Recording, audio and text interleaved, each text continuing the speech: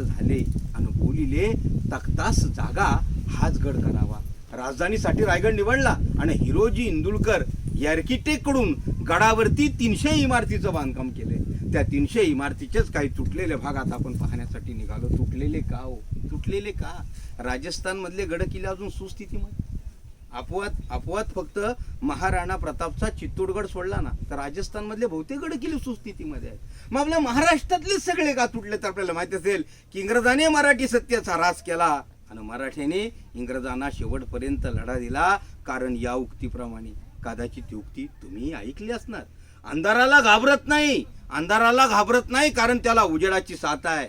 अंधाराला घाबरत नाही कारण त्याला उजेडाची साथ आहे. मोडेन पण वाकणार नाही. ही मराठ्याची जात आहे, ही मराठ्याची जात आहे. या उक्तीप्रमाणे मराठ्यांनी इंग्रजांना शेवटपर्यंत लढा दिला आणि इंग्रजांनी मराठ्यांचे कुठलेच गड किल्ले ठेवले नाही.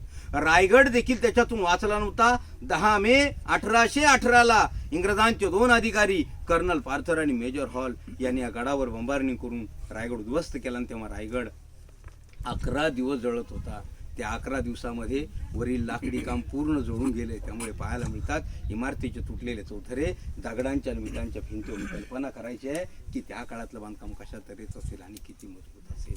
बोला पुण्यश्लोक छत्रपती शिवाजी महाराज की जय. धर्मवीर छत्रपती संभाजी महाराज की जय. भारत माता की जय.